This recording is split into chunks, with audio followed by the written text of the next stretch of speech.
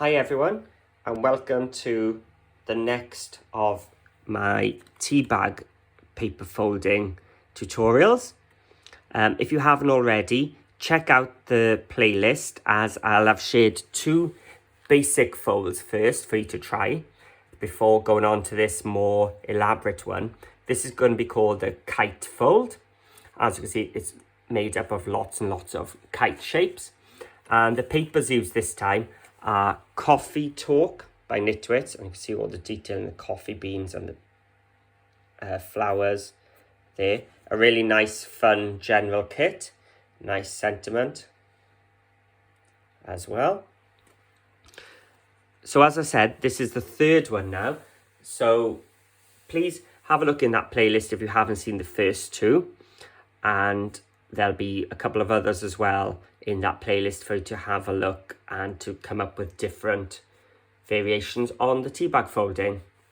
So if you're ready, grab your teabag papers, grab some papers and backing papers, toppers and cardstock, and let's get going.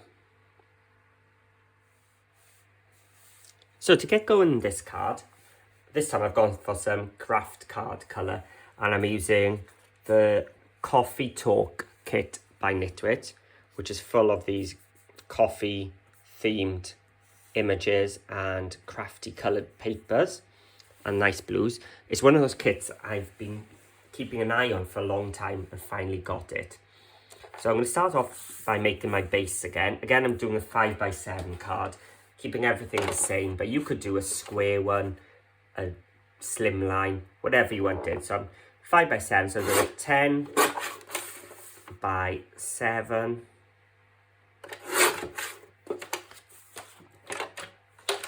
Bringing in my scoreboard.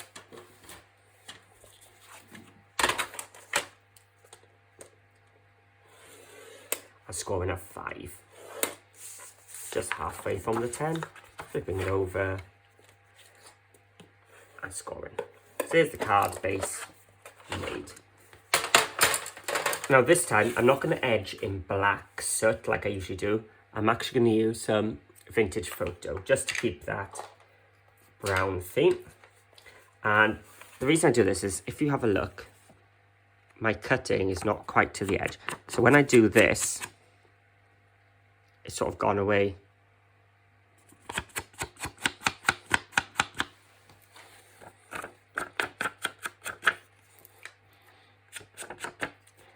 So I'm just going to go around this backing paper. Now this backing paper I created myself. It's just one of the backing papers from the digi kit. And then this border is just one image or one piece from the kit. So you can just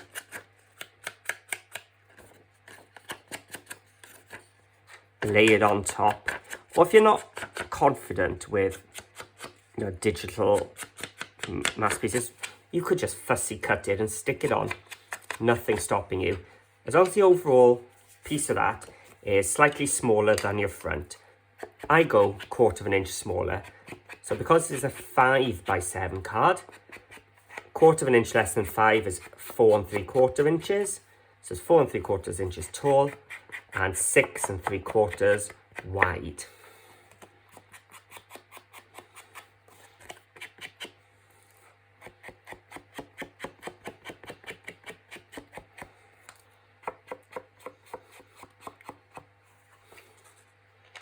There we go, and let's just get this done by gluing it on.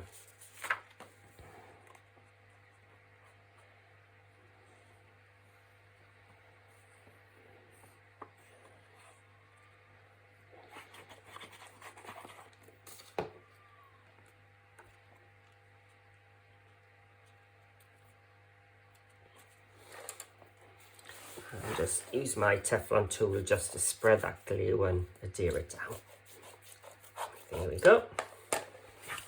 I see it really does make a difference to the edge of the card. It just ties everything together. Okay, so we've done our basic folds before, so this time I'm going to step it up a notch. My teabag paper this time, bear in mind this could be anything you wanted now. Could be just be a random paper. And if you're not confident in trimming squares, use your square die cuts and use them. But you might see on this one, I've just taken one of the backing paper squares, because in the Nitwit kits they are perfect squares already, so I didn't have to do anything. Just shrink it down to the size I want. I used Microsoft Publisher and I shrunk it down to a 3-inch square. And I used the coffee beans. I don't know if you can see them. There we are. Yes, you can. I took this swirl and flower and added it.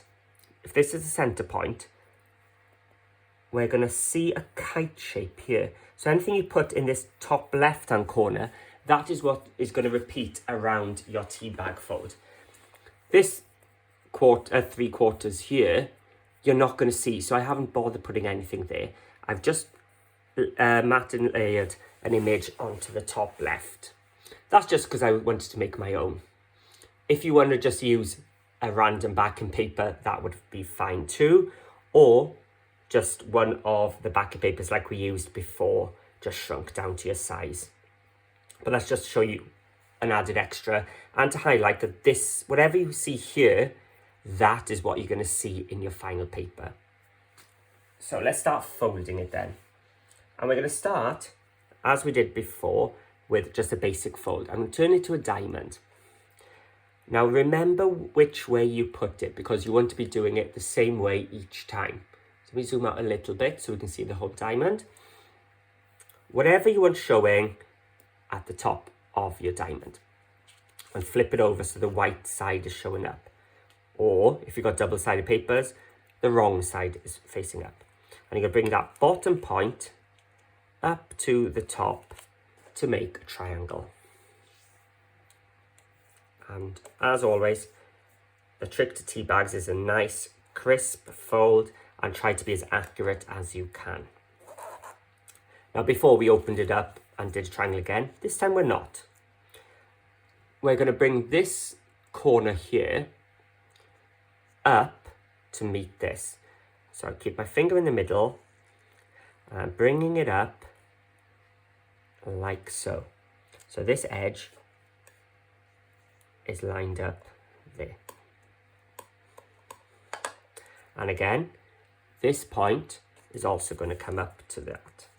Now you might feel your paper opening up. Just keep your finger, just keep pressing it down there and bring that up too. And open both triangles out. So what we've got now is a diamond, or a square there, with these two bits here. So we've got a crease line here and here, which are going to be very important. Because what we're going to do now is we're going to bring this, so we're going to keep my finger here, and I'm bringing this whole thing across our tea bag to meet that crease line. So if I lift that up, I can bring it in and tuck it in there. And you can sort of see our kite shape emerging already. Okay, so I folded that up there. I'm going to open it up again. Now remember now, this was our first one. So that's the one I went up. Ignore that new one there for a second. And we're going to do the same on this side. So I'm just bringing that left-hand point over to my right-hand finger here. Tucking it into that score line. There. Okay, so it came from here over to here and meeting that score. I put it into that little valley there, and you can see that kite shape there again. Okay, so that was the original one, that was the second one. We're going to fold that second one, and then that original one is facing straight up. We're going to fold it back on that score line. And we're going to do the same again. We're going to fold on our new one and back on that original one. And what you're seeing here is actually the back. Because when you turn it over, you can see the kite fold. Okay, so don't worry, I'm going to go through that one more time. So, image you want to be seen at the top again. Bring it up to the point to make that large triangle. Bring that edge up to the top and score. And bring this point up to that point, just to meet it. There we go. And score. Or fold, sorry. And then open it up. Now this time we're bringing the whole thing over and across to meet that score line. And open up.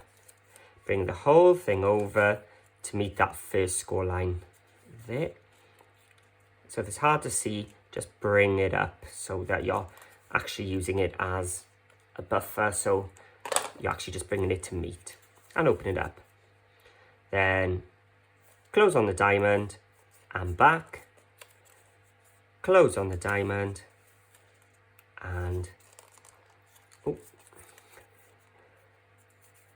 let's have a look. There we are. There we go. Just manipulate it a little bit. And we've got our kite again. So one more time. Up. Point to point. Up to meet it. And fold. Up to meet it. Fold it there. Open them up. Use this as the buffer. So bringing it all over to there. And you can fold it back here if you wanted to. And do, but you'd have to open it up then to do this bit. There we go. And fold it back. And fold it up. There we go. And that's your kite done. So let's zoom out a little bit because we're ready now to put the rosette together. Now remember when we did our card base, we inked the edge in our vintage photo. This is what it would look like if you didn't, which looks nice. But if you wanted to accentuate that kite fold, because you spent so long, you can actually ink the kites. So. And it's actually a lot easier than you think. Oh, I've got one already done there as well. If you take your ink, bring your kite fold up, those two just fold back. Like that, they just fold back. So you can just go just around your kite. So let's do that on all of them.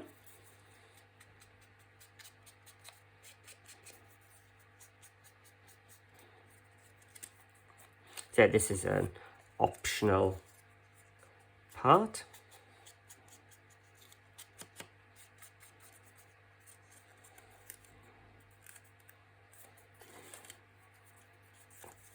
A couple more to go.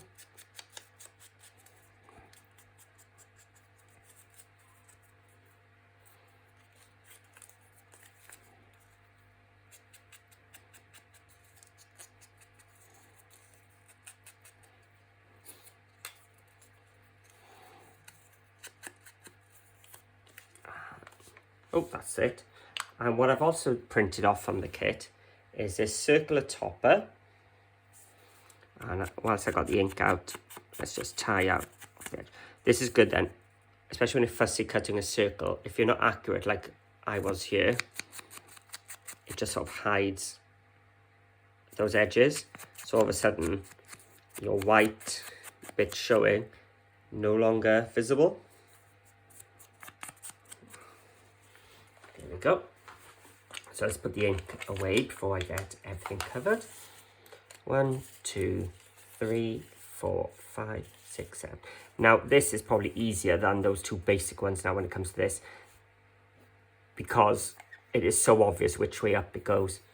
So I've just put some glue beneath and tuck it in. Put some glue underneath our kite, just to the lower half. Don't put it up here, because otherwise it's going to glue everything. Tuck that triangle into that gap. So we're keeping these points towards the center and just pressing down.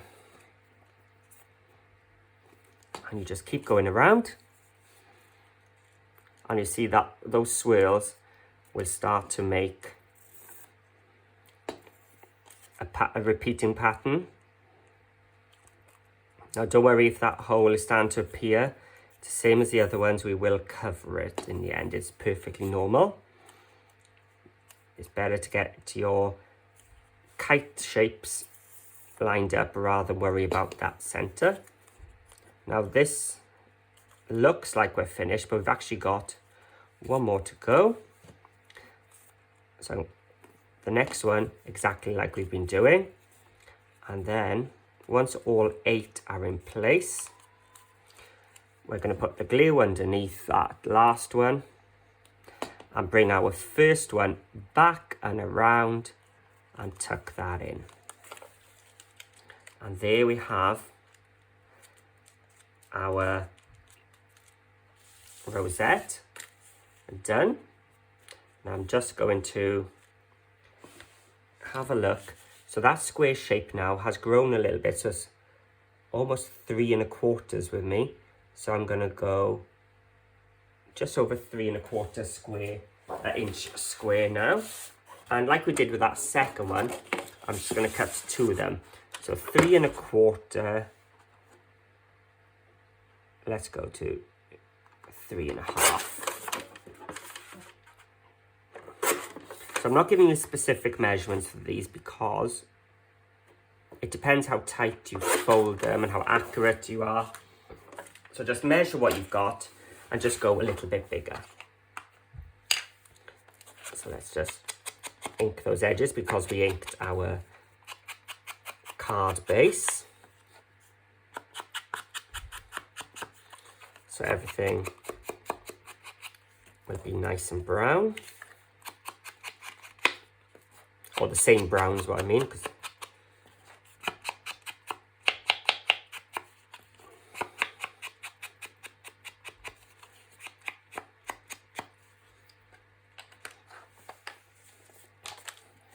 And again, just take your glue around the middle. Don't go too close to the edges of your points. Let's just manipulate this into place.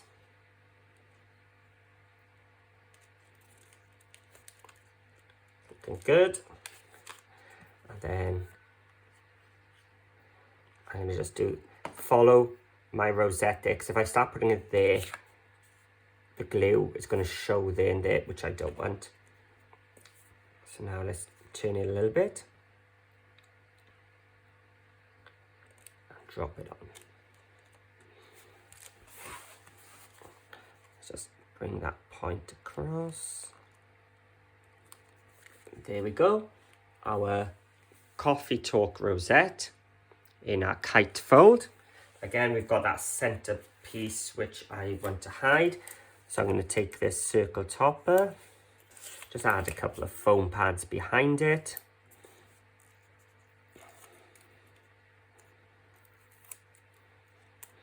Oh, let's have a look first how it's going to go on.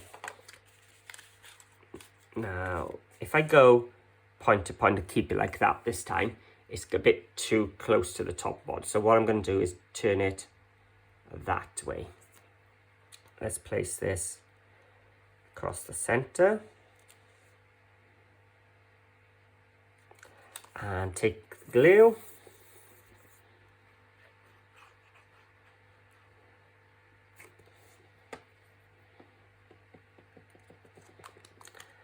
And let's go that way this time.